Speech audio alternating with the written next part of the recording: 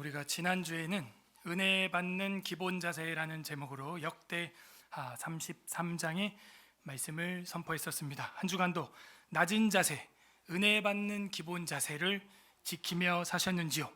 공을 받을 때에도 다룰 때에도 낮은 자세를 취해야 마음대로 받고 다룰 수 있다고 했습니다. 우리도 새해 은혜 받는 기본 자세를 취해서 겸손하게 부어주시는 하나님의 은혜를 다 받기를 바랍니다. 오늘은 고쳐야 산다라는 제목으로 역대하 34장의 특별 계시를 선포하고자 합니다. 다 함께 따라하겠습니다. 고쳐야 산다. 우리는 고쳐 나가고 있습니까? 목과 허리에 디스크가 있는 사람들은 자세를 똑바로 고쳐야 합니다. 그 목과 디스크는 자세를 고치지 않고서는 일시적으로 좋아질 수밖에 없어요. 위질환과 고지혈증, 고혈압, 당뇨가 있는 분들은 식생활을 고쳐야 살아갈 수 있습니다. 심장, 신장, 간이 좋지 않는 분들은 술, 야근, 날밤 새는 것, 이런 것들을 고쳐서 몸 안에 독소가 해독할 수 있는 시간을 줘야 고쳐서 살아갈 수 있어요. 정신적으로 우울증, 조울증, 공황 등 질환이 있는 분들은 약과 함께 운동을 같이 병행해야 되고 상담을 하여 고쳐 나가야 됩니다. 모든 환자들은 기본적으로 한 가지 방법으로 고칠 수 있는 게 있는데 그게 바로 말이에요. 의사들이 문진법이라고 하죠. CBT라고도 하는데 이 인지행동 치료라 그래요. 당신은 자세가 그 모양이기 때문에 골반이 그렇게 틀어져서 정상적으로 걸을 수 없는 겁니다. 의사가 말을 했는데 이제 자세를 똑바로 딱 교정을 하는 거죠. 그 말로 고친 거예요, 그게 벌써. 그래서 당신은 음식 생활, 식생활, 식음 생활을 그렇게 해서는 안 된다. 고쳐야 그런 고지혈증이나 당이나 이런 것들이 조절이 된다. 문진법인 거예요. 그래서 말로써 정신을 개조해서 고치는 이 치료법, CBT라 그럽니다. Cognitive Behavioral Therapy, 우리 테라피라고 흔히 그러죠. 그 T의 테라피의 T예요. 그렇게 말로 인지를 시켜서 우리가 소위 책을 볼 때 이제 메타인지라 그러죠.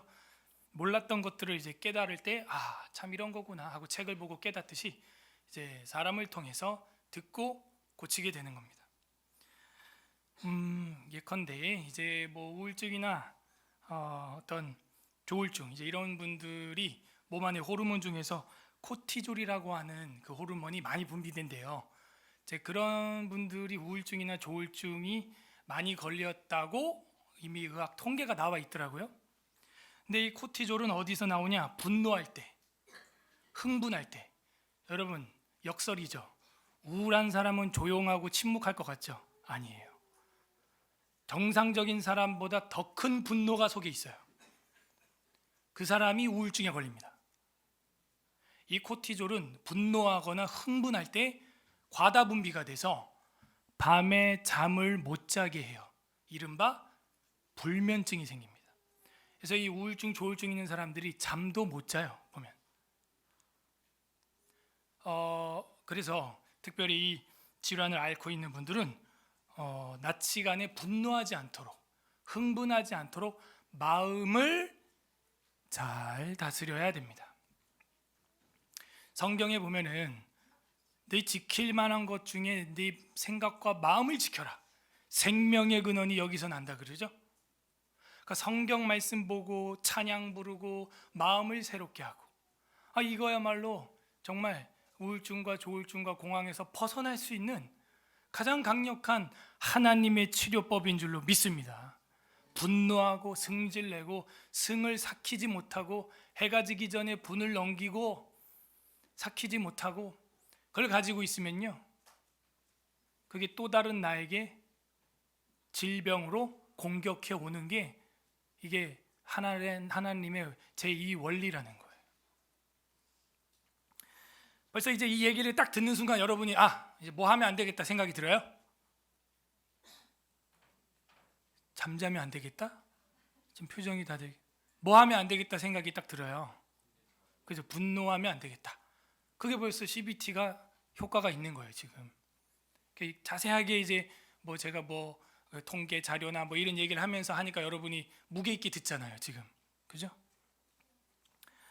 지금도 졸고 있는 분들은 우울증 걸릴 일이 없는 분들입니다. 네, 뭐 주님 오실 때까지 그냥 편하게. 오늘 성경 본문에는 요시야의 종교 개혁이 나옵니다. 인류 역사 중에서 가장 위대한 개혁은 볼셰비키도 프랑스 혁명도 아니에요. 그런 혁명은 개혁과는 다른 차원입니다. 제일 훌륭한 변화를 주는 것은 바로 종교 개혁이에요. 개혁. 사실 개혁하고 혁명하고도 이게 말이 다른 이야기인데 우리는 뭔가 뒤집는다 그러면은 다 개혁이라고 생각하는 거예요. 근데 가장 확실한 변화, 가장 확실한 사회적, 교회적 고침이 일어났던 일은 종교개혁대예요. 종교개혁. 그것은 우리 교회만 변화시킨 게 아니라 사회도 변화시켰어요. 그건 역사적으로 고증이 됩니다. 그렇게 해서 교회와 사회를 치료하였어요. 사람을 살리는 개혁이 종교개혁이었다는 겁니다. 부디 오늘 말씀을 통해서 새해 첫 달에 신앙의 바른 자세로 교정되고 고쳐지는 저와 여러분 되기를 주님의 이름으로 간절히 소망합니다. 34장 1절부터 7절은 요시야의 종교개혁. 지난 시간에 우리가 므낫세 이야기를 봤었죠. 그리고 므낫세에 이어서 오늘은 요시야의 종교개혁이 나옵니다. 1절부터 7절 요시야의 종교개혁. 요시야가 왕위에 오를 때 나이가 8세라 더 어려요. 므낫세보다도 더 어린 나이에 왕위에 올랐어요. 8살에 예루살렘에서 31년 동안 다스렸다. 자, 여기서 요시야라고 하는 뜻이 하나님께서 여호와께서 고치신다 이런 뜻입니다. 그래서 여호와께서 고친다. 므낫세라고 하는 이름은 지난주에 왕으로 등장했었는데 망각하는 자, 잊어버리게 하는 자 이런 뜻이었어요. 그 이름 그대로 정말 여호와 하나님을 잊어버렸었죠. 그런데 오늘 등장하는 요시야라고 하는 뜻은 여호와께서 고쳐주신다 하는 거예요. 그런데 요시라는 말 중에 고친다라고 하는 히브리어가 없어요.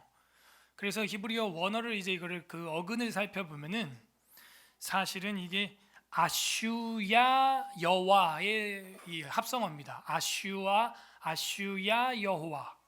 아슈야라고 하는 말이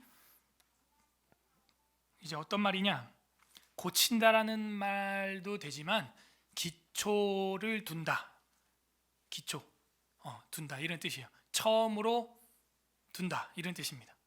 그래서 이거를 어근대로 그냥 번역을 하면 여호와께서 기초를 세우신다, 뭐 기초를 두신다 이런 뜻이 사실은 요시야 이렇게 됩니다. 근데 이제 기초로 돌아간다고 하니까 고친다라는 뜻이 되는 거죠. 그죠? 우리도 교회를 고쳐야 합니다 하면 개혁해야 합니다. 개혁이 영어로 뭐예요? reformed 이렇게 돼 있죠. 그래서 우리 개혁신앙, 개혁신학 하면 reformed theology 이렇게 돼 있죠. reform 원래 폼으로 돌아간다. 처음으로 기초로 성경으로 돌아간다. 그게 고치는 거예요.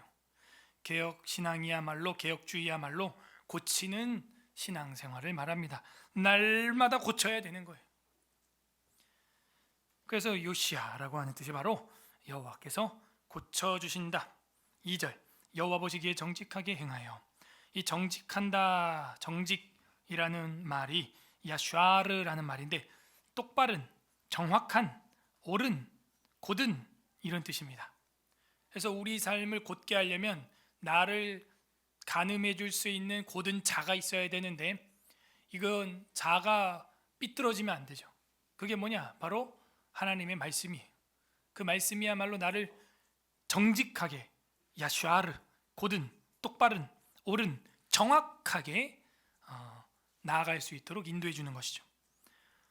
그래서 후에 보면은 요시야가 어떻게 그렇게 곧게 똑바르게 정직하게 할 수 있었는지 알게 됩니다. 정직하게 행하여 그의 조상 다윗의 길로 걸으며 좌우로 치우치지 아니하고. 자, 이 좌우로 치우치지 말라는 것은 좌파 우파로 치우치지 말라는 얘기가 아니에요. 성경 위에 서라는 이야기입니다. 성경 위에서 모든 것을 살펴 측량해 보라는 것이죠. 그래서 우리는 교회적으로 사회적으로도 다 성경이 가운데 기준이고 좌로나 우로나 치우쳐서는 안 됩니다. 안 돼요. 악법을 합법화하려는 자들이 누구인지 우리는 파악해내야 됩니다. 악법을 합법화하기 위해 발의한 사람들이 국회의원 명단이 나오거든요. 그런 걸 홈페이지 들어가서 여러분 다 봐야 돼요. 네, 기독교 사상과 반대되는 법을 발의한 국회의원들을 여러분은 쫙 뽑아서 그런 걸 좀 공유하세요. 예. 딴 거 엉뚱한 거 공유하지 말고 비정확한 거 공유하지 말고 정확한 걸 공유하세요. 그게 어떤 당이든 상관없어요. 우리는 예수 천당이기 때문에 기독교 사상에서 다 판단하면 됩니다. 간단해요. 정직하게 행하는 것이죠. 좌우로 치우치지 아니하고 3절 아직도 어렸을 때에 자 여기서 저는 유추를 합니다. 아직도 어렸을 때에 곧 왕위에 있은 지 8년 8살 우리 이제 영유아부를 갓 졸업하여 등반해서 초등부 들어간 그 나이에 요시야를 어렸을 때에 곧 왕위에 있은 지 8년에 그의 조상 다윗의 하나님을 비로소 찾게 했다. 8년 더 해봐야 이제 뭐 중학생 나이인데 그 어린 시절부터 누가 그 옆에서 조언을 해줬을까? 유출하게 되는 거예요. 누굴까요? 그죠? 그 어머니예요. 그 아버지는 뭐 므낫세 뭐 제정신이겠어요? 막판에 회개를 했지만 그래서 그 어머니의 이름은 여디디아요. 열왕기하서 22장에 나오는데 안타깝게도 여기 역대하에는 이름이 거론되지 않습니다. 하지만 어렸을 때에 아직도 어렸을 때라는 이 형용사는 뭔가 암시를 하고 있지 않냐라는 게 저의 해석이에요. 아직도 어렸을 때. 그 어렸을 때 누가 그 왕을 곧은 길로 가게 했냐 이거예요. 바른 길로. 자, 여러분 옆에 조언을 해줄 수 있는 사람이 있다는 것은 큰 복이에요. 여러분 스스로 점검해 보세요. 나의 이 지금 무중력 상태의 삶 속에 누가 나의 멘토고 나를 조언해 주는 사람인가? 그런 사람이 있는가 없는가? 뭐 사람이 없다면 성경을 내 멘토로 삼고 정말 바르게 좌우로 치우치지 아니하고 있는가 점검해야 돼요. 아직도 내가 독립하지 못했을 때, 아직도 내가 청년일 때, 아직도 내가 솔로 싱글일 때 내 인생을 누가 올곧은 길로 인도해 줄까? 어머님이 아버님이 부모님이 없다면 믿음의 선배 누군가는 있어야 돼. 없다면 성경 자체의 지도를 받으면 되죠. 그의 조상 다윗의 하나님이 비로소 찾고 제12년에 유다와 예루살렘을 비로소 정결하게 하여 그 산당들과 아세라 목상들과 아로 새긴 우상들과 부어 만든 우상들을 제거하여 버리매. 이게 정치예요. 히스기야가 부셨던 거 므낫세가 다시 세우고, 므낫세가 세웠던 거 요시야가 다시 부수고. 우리나라도 그러지 않나요? 그게 정치예요. 그래서 여러분이 지도자를 잘 뽑아야 됩니다. 극과 극입니다. 우상들을 제거하여 버리매. 4절 무리가 왕 앞에서 바알들 제단들을 헐었으며 왕이 또 그 제단 위에 높이 달린 태양상들을 찍고 또 아세라 목상들과 아로 새긴 우상들과 부어 만든 우상들을 빻아 가루를 만들어 제사하던 자들의 무덤에 뿌리고 빠따라는 말은 쏴바르라는 히브리어인데 깨트리다, 박살내다, 부수다, 조각내다 이런 뜻이에요. 내 삶의 우상, 내 삶에 개혁돼야 될 우상 그를 박살내야 됩니다. 깨트려야 되고 조각내야 돼요. 그 깨트린 컵은 다시 쓸 수 없는 것처럼 말이죠. 빻아 가루를 만들었다. 되돌릴 수 없도록 내 삶의 우상을 여러분 완전히 분쇄시켜야 됩니다. 5절 제사장들의 뼈를 제단 위에서 불살라 유다와 예루살렘을 정결하게 하였으며 또 므낫세와 에브라임과 시므온과 납달리까지 사면 황폐한 성읍들에도 그렇게 했다. 전국적으로 우상 타파. 이것이 바로 살기 위해 고쳐야 되는 종교 개혁이에요. 고쳐야 산다. 고쳐야 살아요. 안 그러면 병이 악화돼서 그 병 때문에 죽는 겁니다. 7절. 제단들을 허물며 아세라 목상들과 아로 새긴 우상들을 역시 또 나왔죠? 버려야 돼요. 갈아버려야 돼요. 완전. 예. 가루를 만들며 온 이스라엘 땅에 있는 모든 태양상을 찍고 예루살렘으로 돌아왔더라. 3절부터 7절까지는 역대기에만 나오는 거였습니다. 열왕기에는 안 나옵니다. 요시야가 개혁의 은혜를 입을 수 있었던 것은 성경책을 발견하기 전에 우상을 타파했다 하는 거예요. 그걸 깨부셔야 성경 율법책을 발견하는 은혜를 받는 거예요. 네. 그래서 우리도 이 말씀을 봐도 은혜가 안 되고 성경을 보고 싶어도 보아지지가 않고 성경책 자체에 손이 안 가고 내 삶의 성경책이 발견되지 않는 분들은 먼저 내가 그렇게 따라가고 있는 우상을 먼저 타파해야 돼요.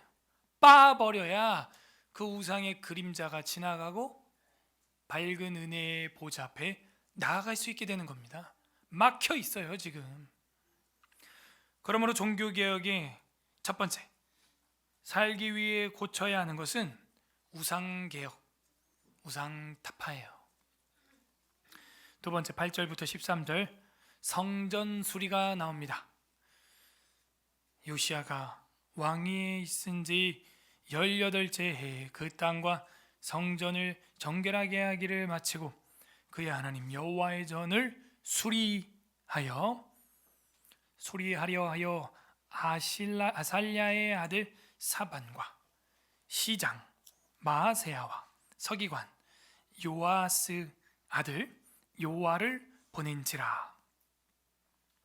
사반과 마아세야와 요아를 성전을 정결하게 하고 수리하게 하려고 3명을 보냈다 하는 것입니다. 저는 여기서 성전, 교회를 관리하고 케어하고 할 수 있는 사람들이 누구냐? 바로 요시야 왕이 신뢰할 수 있을 만한 사람들이었다 하는 거예요. 그래서 우리 장로교회도 당회가 있고 당회장이 신뢰할 만한 사람들을 장로로, 안수집사로, 권사로 피택을 하게 되고 그게 당회에서 통과가 되면은 세우게 되는 겁니다. 그러면 우리 서울 에스라교회에서 안수집사, 장로, 권사님으로 세움받아야 마땅할 분들은 최소한 당회의 신뢰를 받아야 돼. 그리고 성전을 사랑하는 사람이어야 됩니다. 주일을 곶감 빼먹듯이 빠지는 분들이 항존직을 할 수는 없죠. 그건 합당하지 않죠. 힘들어요. 아무리 세우고 싶어도 그거는 만인 앞에서 세우기 힘든 이야기죠. 이 사반과 마아세 시장이었어요. 이런 대표입니다. 예. 바쁜 분들이에요. 그래도 이분들이 다른 거 다 마다하고 성전 수리하는 일에 우선순위했다 이거예요. 누가 리더냐 이거예요. 성전을, 교회를 제일 우선순위하는 사람. 9절 그들이 대제사장 힐기야에게 나아가 전에 하나님의 전에 헌금한 돈을 그들에게 주니. 자, 이 세 사람이 힐기야 대제사장 종교 지도자죠.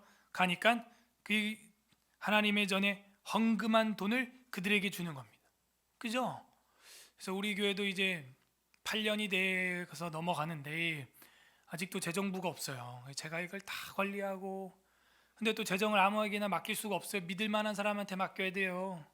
여러분 피 같은 헌금인데 교회에서 헌금 빼가는 재정부가 얼마나 많은 줄 아십니까? 사랑의 교회 제가 있을 땐 그 재정부에서 헌금 빼가가지고 교회를 하나 세운 사람도 있어요. 따로.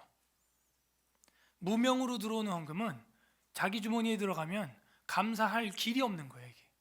그러니까 여러분 되도록이면 무명으로 헌금하지 마세요. 감사가 안 돼요. 재정부에서 이제 하다가 밑장 빼기 갖고 집어넣으면 찾을 길이 없어요. 그거는 무명 헌금이기 때문에 감사 관리가 안 돼요. 회계 보고도 안 되고. 그걸 다 재정부에서 빼가는 거예요. 그래서 착복하는 거예요, 자기 주머니. 그러니까 이렇게 믿을 만한 이런 사람을 우리 교회에 재정을 맡겨야 돼요. 헌금한 돈을 그들에게 줍니다. 이제 이 돈은 문을 지키는 레위 사람들이 므낫세와 에브라임과 남아있는 모든 이스라엘 사람과 온 유다와 베냐민과 예루살렘 주민들에게서 거둔 것입니다. 얼마나 피같이 거둔 헌금이에요. 우리 아이들이 고사리 같은 손으로 낸 500원, 1000원, 얼마나 귀한 헌금입니까? 이거 잘 관리해야 되거든요. 그래서 우리 교회도 이런 믿을 만한 사반과 마세야와 요아 같은 사람들이 세워져야 돼요. 10절, 그 돈을, 자꾸 돈 얘기가 나오죠. 죄송해요. 하나님 성경 말씀에 돈 얘기가 나오기 때문에 제가 돈 얘기를 합니다.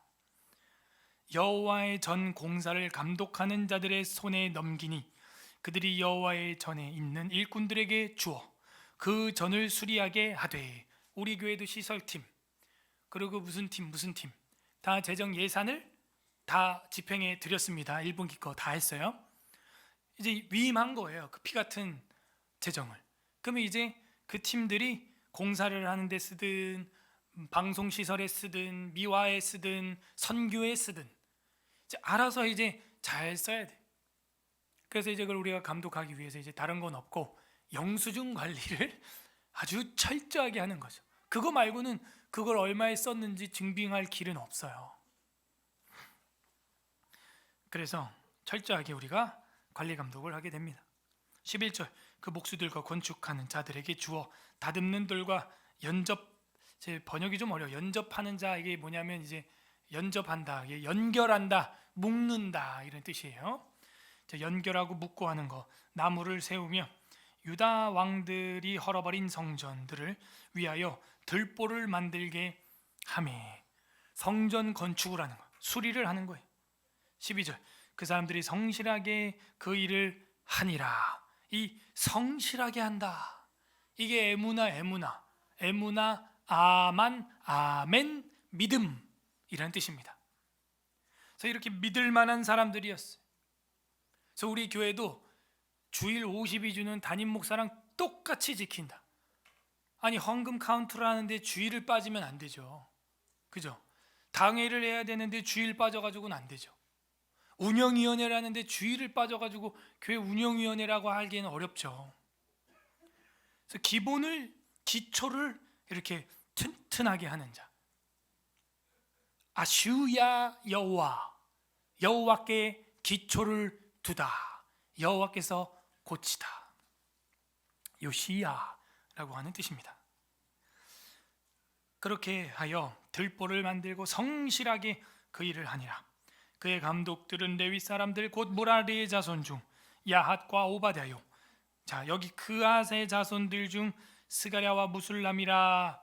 다 그 일을 감독하고, 이게 12절 중간부터 14절까지는 역대기에만 나옵니다. 그앗의 자손들 중 여기부터 14절까지는 역대기에만 나와요. 13절, 그들은 또 목독군을 감독하며. 이 목독군이라, 이것도 힘들어요. 이 짐을 드는 자들, 무거운 일을 옮기는 사람들을 목독군이라 그래요. 이런 번역은 좀 바꿨으면 좋겠어요. 짐꾼들 이러면 되겠죠. 감독하여 모든 공사 담당자를 감독하고, 어떤 레위 사람은 서기와 관리와 문지기가 되었더라. 자, 여기 한 단락은 뭘 보여주고 있어요? 13절까지 성전 수리, 고쳐야 삽니다. 첫 번째 고쳐야 할 것은 우상 타파였어요. 우상 개혁을 해야 되고, 두 번째 고쳐야 할 것은 교회를 고쳐야 돼요. 성전을 고쳐야 돼요. 우리가 다 교회 아닙니까? 교회에 문제가 있으면 그걸 최우선으로 생각해야 됩니다.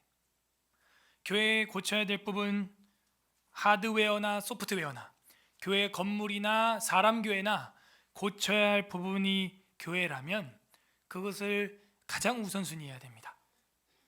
예수님이 뭐라 그래요? 아비나 아내나 딸이나 아들을 나보다 더 사랑하는 자도 내게 합당치 아니하고. 여러분, 이것은 부모를 등하시 여기라는 얘기가 아니에요. 부모를 공경하고 사랑하되 하나님을 더 사랑하라는 이야기죠. 이걸 오해하면 어떤 사람들은 나는 하나님께 예배하고 헌금 드렸으니까 부모에게 아무것도 안 해도 된다, 고르반, 이런 또 외식에 빠지는 거예요. 그렇게 돼서도 안 돼요. 여러분, 어떤 분이 그러더라고요. 목사님, 주님을 따라가면 그물이고 배고 다 버려두고 교회에만 매달리고 예수님에게만 매달려야 되는 거 아닙니까? 아니, 그 가치와 우선순위는 맞는데 태도가 틀린 것 같아요. 제가 볼 땐 그물을 버려두고 배를 버려두고, 예수님이 지금 와가지고 저 부르면 따라가야죠. 그렇게 제일 먼저 따라갔던 베드로가 자기 친어머님이 아닌 장모님의 열병을 고치기 위해 가정에 방문했던 사건은 잊어버렸습니까? 그러니까 이게 좌우로 치우치는 거예요. 예수님이 말하는 의도를 파악하지 못하고 아주 극단의 이원론에 빠지는 것이죠. 자기 친엄마도 아니고 장모님의 열병도 케어하고 심지어 고쳤다니까요. 배와 금을 버려두고 그냥 가족이고 뭐고 다 팽개치고. 성경에 보게 되면은 내 친족을 등하시 여기는 것은 불신자보다 더 악하니라, 이런 말씀이 있어요. 말의 의도를 잘 파악해야 하는 것입니다. 제가 지금 설교하는 것도 그 의도를 잘 파악해야 하는 거예요. 교회의 일이 있을 때, 성전의 일이 있을 때는 발벗고 나서야 한다는 거예요. 그걸 미루지 말라는 이야기입니다. 그 일을 하고 가정의 일도 하시라고요. 하지 말라가 아니에요. 장모를 병들게 두라는 게 아니에요. 친족을 버려라가 성경의 계시가 아닙니다. 의중을 파악을 해야죠. 자, 14절부터 21절까지는 율법책 발견이 나옵니다. 우리로 하면 성경책을 발견했다, 이런 뜻이. 발견했다는 것. 14절, 무리가 여호와의 전에 헌금한 돈을 꺼낼 때에 제사장 hil기야가 모세가 전한 여호와의 율법책을 발견하고, 자, 여호와의 율법책을 발견했다는 것은 그동안 봤다는 거예요, 안 봤다는 거예요? 안 봤어요. 서울 에스라교회 땡땡땡 성도가 교회에 가기 위하여 성경책을 발견하였더라. 한 주간 봤다는 거야, 안 봤다는? 책꽂이에 꽂아놔서 먼지를 한번 후 털고 오신 분 계시죠? 성경책을 발견했더라. 이런 사람들은요, 빨리 고쳐야 돼요. 고쳐야 돼. 경건을 고쳐야 됩니다. 여러분, 근데 14절은 열왕기에 나온다 그랬어요, 안 나온다 그랬어요? 14절은 열왕기에 안 나와요. 율법책을 발견하게 된 동기가 열왕기에는 없었어요. 그냥 대제사장 hil기야가 여호와의 성전에서 율법책을 발견했다, 땡, 이렇게만 나오는데, 역대기에는 어쩌다가 성경을 발견했다고 써 있어요? 다시 한번 14절 읽어보세요. 시작.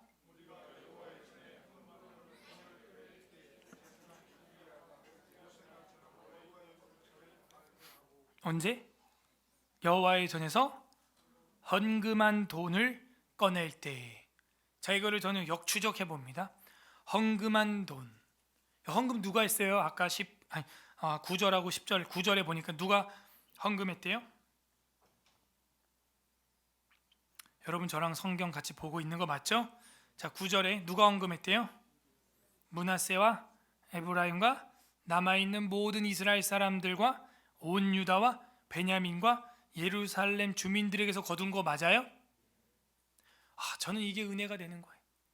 결국에는 자업자득이 되는구나, 심은 대로 걷는구나 하는 거예요.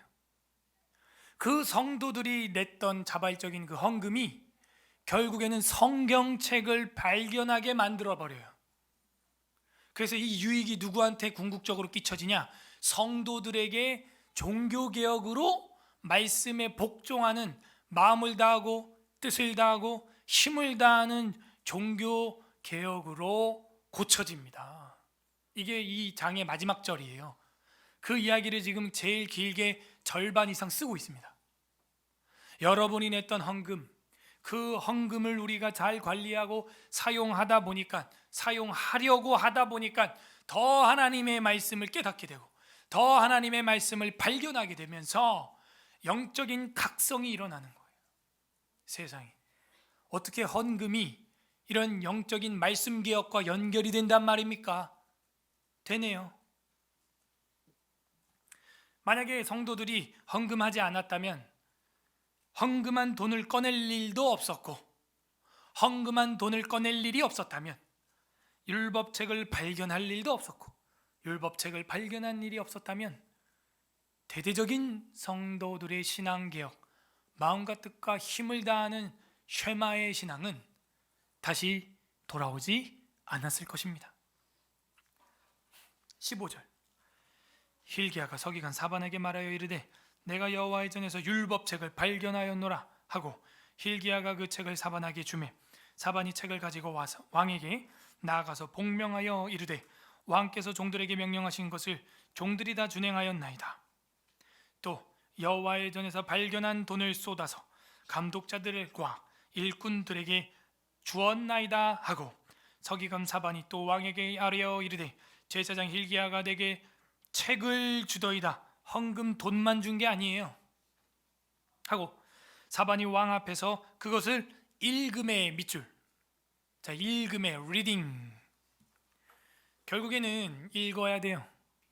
성경책을 쌓아두고 있으면 안 돼요. 책상에 먼지가 쌓이도록 그냥 꽂아만 두면 안 돼요. 읽어야 역사가 일어나요. 지난주에 동계 성경 통독반 12제자가 모여서 시작을 했는데 읽어야 일이 일어나요.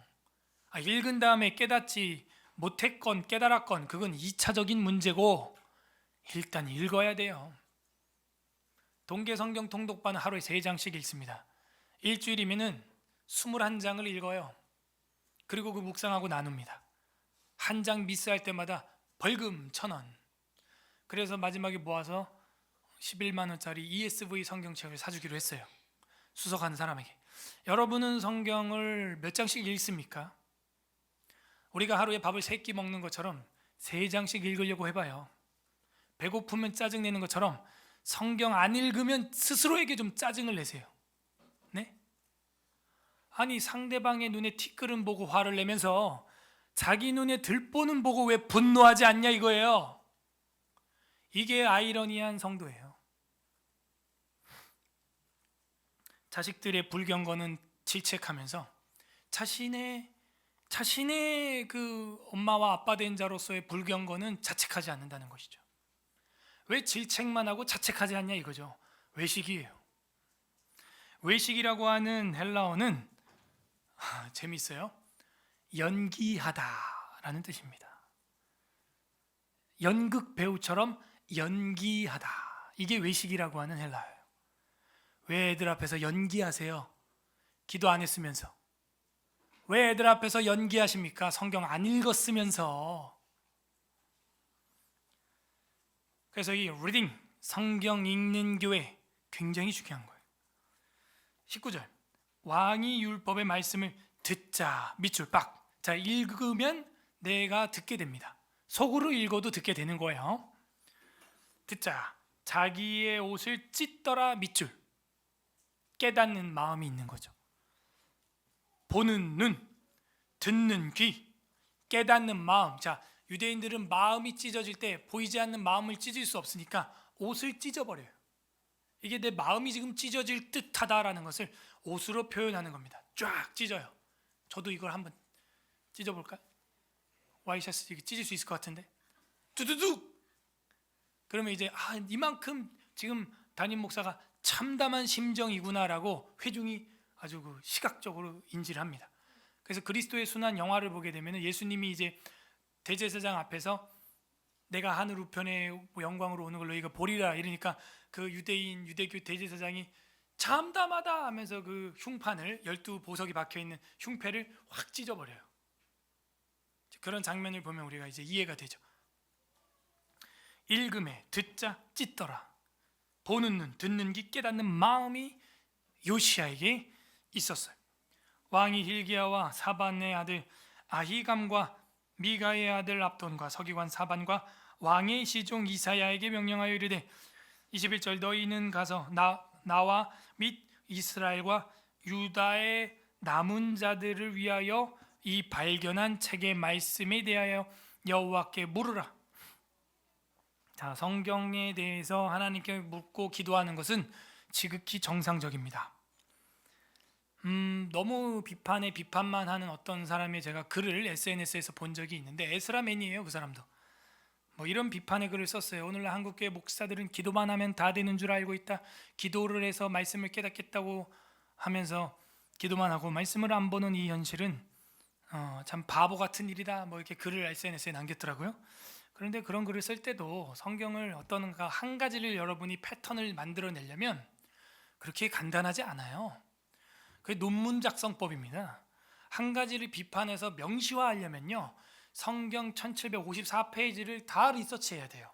그래서 다 리서치했을 때 단 한 건도 그런 용례가 없을 때 단정지어서 그렇게 얘기할 수 있는 거지, 단 한 건만이라도 성경을 알고 싶어서 물어보고 기도하는 구절이 있다면 그걸 그렇게 명시화할 수 없어요. 그건 굉장히 비학문적인 이야기예요. 그래서 여러분도 어떤 걸 비판하고 비평하고 싶을 때는요, 그렇게 편협하게 감정적으로 해서는 안 돼요. 그래서 우리 에스라맨들이 성깔이 너무 뭐라 그럴까 뾰족하다 뭐 이런 평가를 많이 받아요. 저도 초반에는 20대는 그랬습니다. 뭐 제가 봐도 부끄러울 정도로. 근데 저도 이제 점점점 이제 깎이고 있죠. 그렇게 해서는 안 돼요. 한 가지를 주장을 강하게 하려면 용례 전체를 살펴보고 그 중에 한 번도 그런 용례가 있어서는 안 돼요. 그러면 그거를 명시화할 수 있습니다. 논문화할 수 있고. 이해되시죠? 무슨 얘기인지. 여기 보면은 발견한 말씀책을 위하여 여호와께 물었어요, 안 물었어요? 물어봤잖아요. 하나님 오늘도 말씀을 제대로 깨달을 수 있도록 성령님 조명해 주시고 지도하여 주시고 생각나게 하여 주시옵소서. 기도할 수 있죠. 성경을 깨닫기 위해서 기도할 수 있죠. 왜 안 된단 말입니까? 가능해요. 우리 조상들이 여호와의 말씀을 지키지 아니하고 이 책에 기록된 모든 것을 준행하지 아니하였으므로 여호와께서 우리에게 쏟으신 진노가 크도다 하니라. 율법책을 발견했습니다. 자신을 고치기 위해서 먼저 말씀으로 개혁해야 되는 거예요. 첫 번째는 우상개혁이었어요. 두 번째는 성전개혁이었습니다. 교회개혁이었어요. 세 번째는 말씀 생활을 개혁해야 돼요. 경건 생활을 개혁해야 돼요. 읽어야 돼요. 들어야 돼요. 마음을 찢어야 돼요. 보는 눈, 듣는 귀, 깨닫는 마음, 이것이 얼마나 중요한지 몰라요. 22절부터 28절까지는 훌다의 예언이 나옵니다. 여자 선지자 훌다의 예언. 이에 hil기야와 왕이 보낸 사람들이 여선지자 훌다에게로 나아가니, 이 훌다라는 어원은 참 이것도 찾기가 어려워요. 이 미끄러지듯 달리는 모습이 어원인데 그 훌다라는 말이 족제비, 두더지 이런 뜻을 가지고 있어요. 미끄러지듯이 땅을 파고 들어가고 미끄러지듯이 산 나무 사이를 족제비같이 다니는, 그래서 이게 명사로는 족제비, 두더지 이런 뜻이거든요. 훌다라고 하는 히브리어가. 근데 이제 여자 이름을 훌다라고 한 것이 참 이 해석하기가 어려운데, 아무튼 미끄러지듯이 달려나가는 모습, 나올 때 순산을 했는지 아니면 뭐 거침없이 하나님의 뜻을 헤아리는 사람이 되라고 한 건지 모르겠어요. 아무튼 역시 뭔가 막히니까 이 훌다에게 가니까 뚫려요. 그는 하스라의 손자 독핫의 아들로서 예복을 관리하는 살룸의 와이프입니다. 아내입니다. 예루살렘 둘째 구역에 살았다라는 말은 예루살렘이 구역이 나눠져 있어요. 서울도 강남과 강북으로 나눠져 있죠.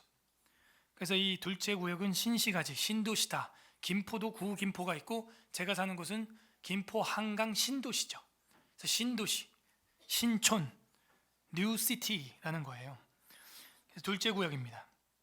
그들이 거기 이 뜻을 전하매 훌다가 그들에게 이르되 이스라엘의 하나님 여호와께서 이같이 말씀하시기를 너희는 너희를 내게 보낸 사람에게 말하라 하시니라. 여호와께서 이같이 말씀하시기를 내가 이곳과 그 주민에게 재앙을 내리되 곧 유다 왕 앞에서 읽은 책에 기록된 모든 저주대로 하리니 이는 이 백성이 나를 버리고 다른 신들에게 분향하며 그의 손에 모든 행위로 나의 노여움을 샀음이라. 그러므로 나의 노여움이 이곳의 소돔에 꺼지지 아니하리라 하라 하셨느니라. 너희를 보내어 여호와께 묻게 한 유다 왕에게는, 유다 왕은 누구예요? 요시야죠. 너희가 이렇게 전하라. 이스라엘의 하나님 여호와께서 이같이 말씀하시기를 네가 들은 말을 의논하건대 내가 이곳과 그 주민을 가리켜 말하는 것을 네가 듣고 마음이 연약하여 하나님 앞 곧 내 앞에서 겸손하여 옷을 찢고 통곡하였으므로 나도 내 말을 들었노라 여호와가 말하였느니라. 이제 원래대로 하면 뭐라는 거예요? 술다가 말하기를 성경에 기록된 대로 저주가 꺼지지 않는 저주가 너희에게 쏟아질 것이다. 그런데 요시야가 어떤 마음?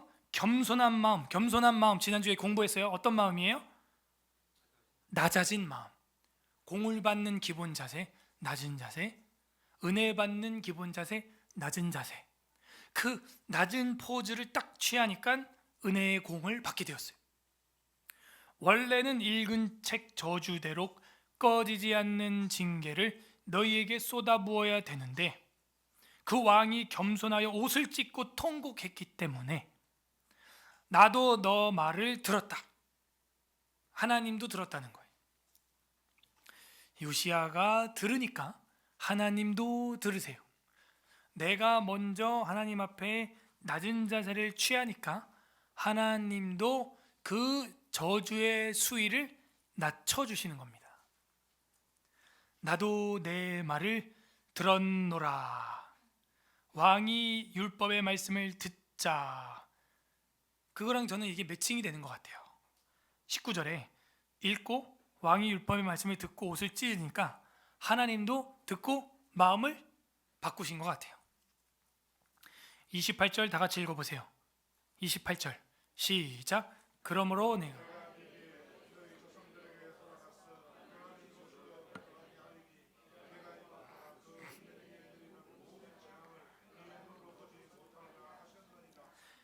사신들이 왕에게 복명하니라. 아멘.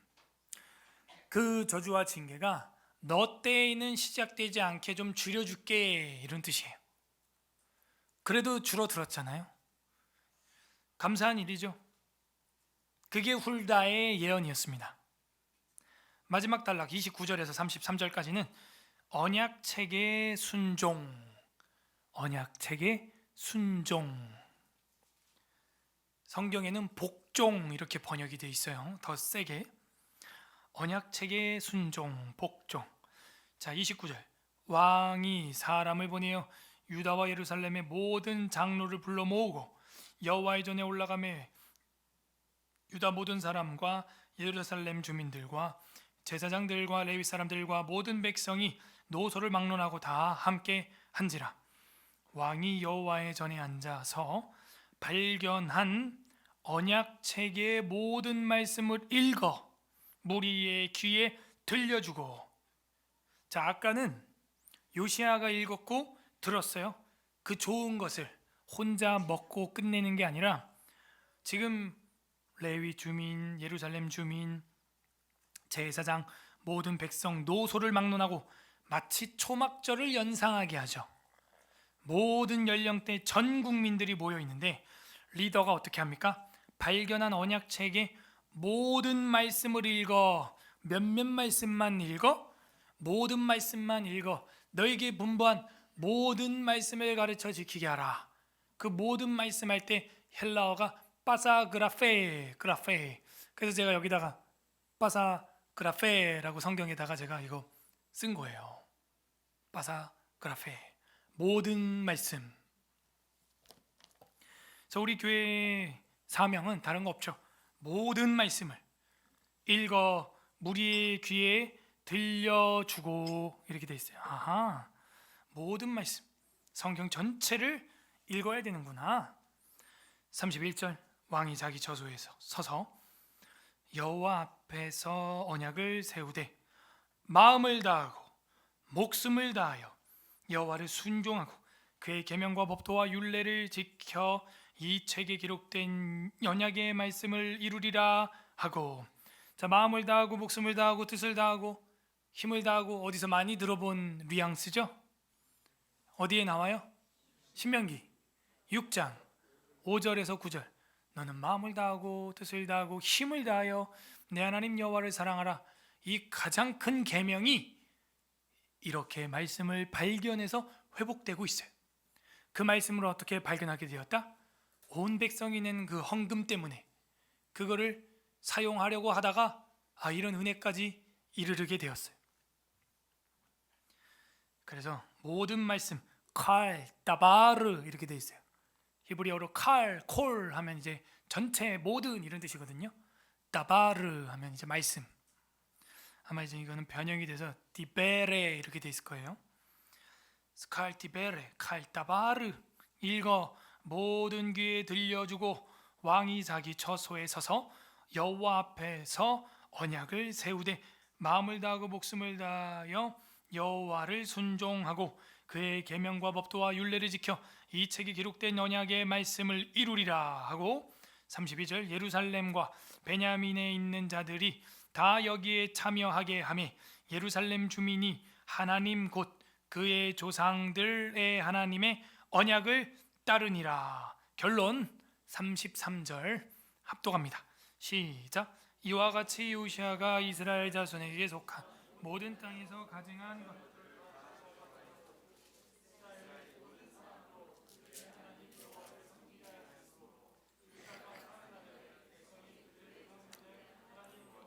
복종하고 떠나지 아니하였다. 요시아가 살아있는 동안에는 온 백성이 그의 조상 여호와 하나님께 복종하고 떠나지 아니하였다 하는 거예요. 그러니까 이 요시아가 이렇게 엄청난 경건한 리더십을 발휘할 수 있었던 것은 첫 번째, 우상 타파 개혁이었어요. 두 번째, 성전 교회 개혁이었어요. 교회를 고치고 성전을 고치고 성전 일에 앞장서서 리더들을, 시장을, 제사장을, 서기관을 동원하고 기독교 종교를 고치는 일에 가장 먼저 자신에게 있는 달란트를 사용했다는 겁니다. 그리고 그 헌금한 돈을 쓰기 위하여 성전에 들어갔을 때 율법책을 발견하여 경건의 개혁이 일어났어요. 말씀의 개혁이 일어났어요. 그리고 듣고 읽고 마음을 찢어서 마음을 개혁하고 나니까 하나님도 자비와 회복과 평강과 사랑의 시대를 요시아 때 열어 주신 겁니다. 엄청난 은혜예요. 우리는 이렇게 고쳐야 삽니다.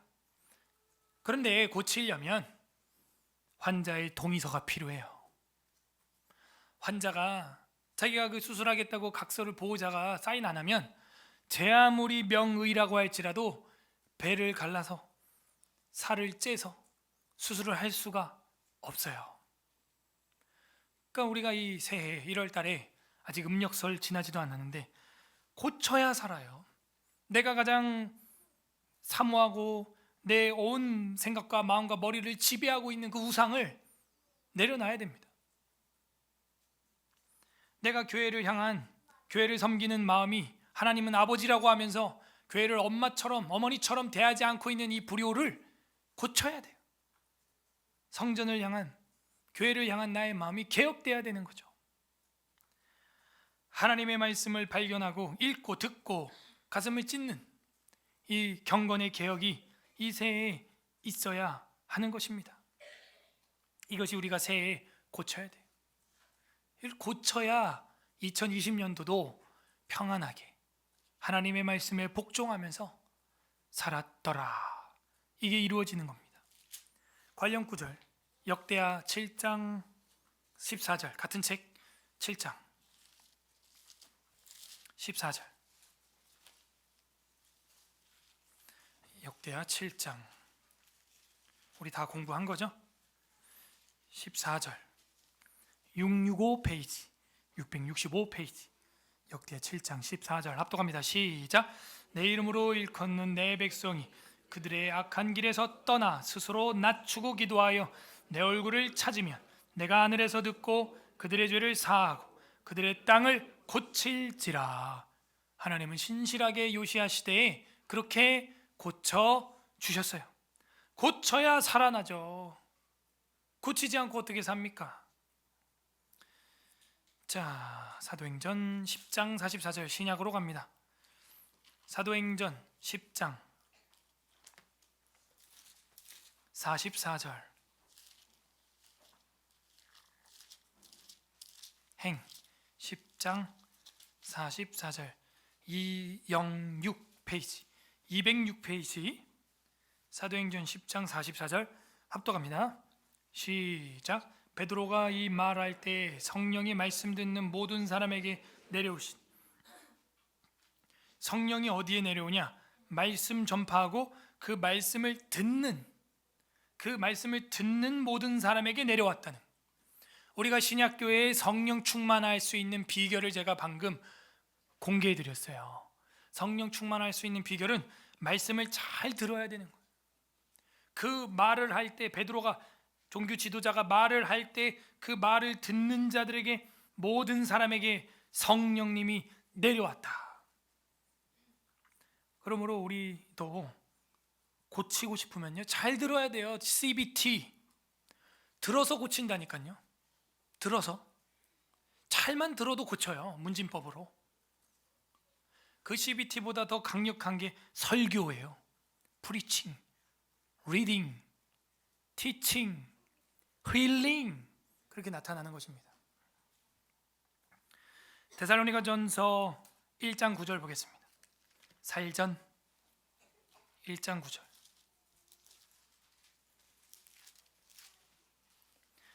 329페이지 329페이지 데살로니가전서 1장 9절 합독합니다. 데살로니가전서 1장 9절 시작. 그들이 우리에게 대하여 스스로 말하기를 우리가 어떻게 너희 가운데 들어갔는지와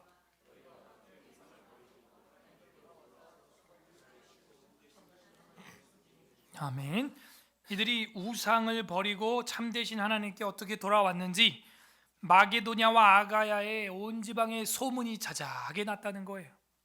데살로니가 교인들의 종교개혁이 마게도냐와 아가야 지역에 소문이 각처에 퍼졌다는 거예요. 어떤 소문이? 어떻게 우상을 버리고 하나님께로 돌아와서 살아계시고 참되신 하나님을 섬기는지, 성전을 교회를 고치고 제대로 신앙생활을 귀신에게 하지 아니하고 참신에게 하는지 그 소문이 마게도냐와 아가야에 자자하게 퍼졌다. 우리 서울 에스라교회 성도님들의 2020년에 이 종교개혁이 각 지역의 소문이 자자하게 퍼졌더라. 이게 돼야 돼요. 웨스트민스터 신앙고백서 제13장 성화 1항에 보게 되면은 중생한 새 본성을 진보하게 하는 성화에 대해서 나옵니다. 거듭난 사람이라면 점점 변화한다는 거예요. 1항 효과적으로 부르심을 받고 중생하여 그들 안에, 중생은 이제 거듭났다는 거예요. 구원받았다는 겁니다. 그들의 안에 새 마음과 새 영을 창조함을 받은 자들은 그리스도의 죽으심과 부활의 공로를 통하여 그의 말씀과 그들 안에 내주하시는 성령으로 말미암아, 아까 성령이 어떻게 임하는지 다 알려드렸습니다. 실제로 그리고 직접적으로 성화되며, 이 성화라는 말은 sanctification이라고 하는 말이죠. 성 요한네스 하는 것처럼 정말 거룩해진다는 거예요. 온몸을 주관하는 죄의 권세가 파괴되고 우상타파, 그리고 그의 몸에서 나오는 몇 가지 정욕들이 점차적으로 약해지고 줄어들어요. 그들은 점차 모든 구원하는 은혜 안에서 활기를 되찾아 강건하게 되어 참된 거룩의 생활을 하게 된다. 이러한 거룩한 생활이 없이는 아무도 주님을 보지 못할 것이다. 구원받은 자는 이렇게 점차적으로 고쳐진다, 이런 뜻이에요. 따라하세요. 구원받으면 점차적으로 고쳐진다, 그거예요. 자세를 바르게 해야 경추와 유추가 고쳐지고, 식단 조절을 해야 내 내부의 이 내과적인 기질들이 고쳐지는 겁니다. 오늘 어떤 하나님 아버지의 마음이 보이나요? 여호와께서 기초를 두고 고치고 싶은 거예요. 다시 기초로 고치고 싶은 거예요. 여러분, 어미나 아비가 되어 보신 분들은 자식이 아픈 거 보면요, 정말 슬퍼요. 눈물 나요. 고치고 싶어요. 요 근래 우리 유아들이 독감이 감기가 걸린 아이들이 많이 있는 것 같습니다. 그 부모의 심정 알아요. 그리고 바늘을 꼽고 거기다가 이제 치료를 투여하고 얼마나 가슴 찢어집니까? 눈물 나요. 저도 둘째가 다리가 휘어가지고 이제 병원에서 구룩병 기질이 있다 할 때 그냥 집사람이랑 펑펑 울었어요, 밤새. 근데 또 요즘에 또 이제 귀가 안 들려, 얘가 또 난청이 있는 것 같아. 우울해요, 슬퍼요, 진짜. 불쌍해 보입니다, 그냥 보면. 우리 아버지 하나님께서도 저랑 여러분의 모습을 볼 때 그렇게 가련하게 봐요. 불쌍하게 봐요. 아유, 우리 누구누구가 이렇게 좀 고쳐져야 될 텐데, 우상 타파, 우상 개혁, 신앙 개혁 해야 될 텐데, 교회 생활도 개혁 좀 해야 될 텐데, 아버지 하나님이 우리를 보고 불쌍하게 본다고요. 딱하게 본답니다.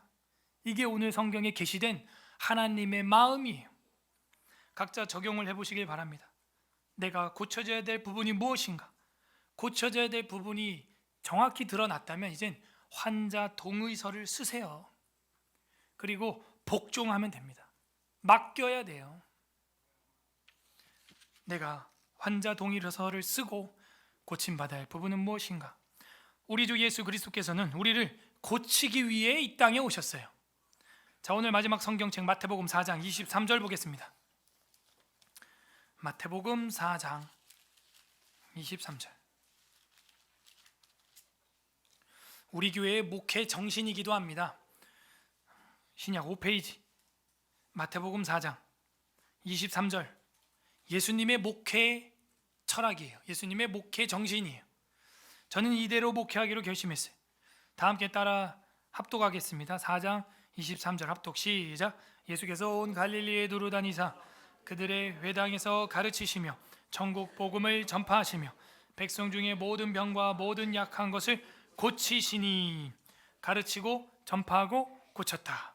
티칭, 프리칭, 힐링. 그리고 성경에 보면 예수님이 너희가 이러한 것을 읽어보지 못하였느냐, 이런 말이 많이 나와요. 리딩.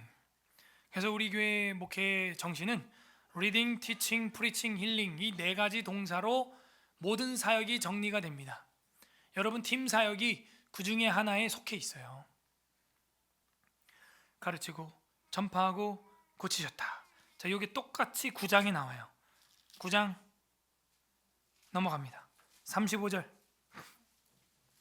마태복음 9장 35절 14페이지 14. 마태복음 9장 35절 합독합니다. 9장 35절 시작. 예수께서 모든 도시와 마을에 두루 다니사 그들의 회당에서 가르치시며.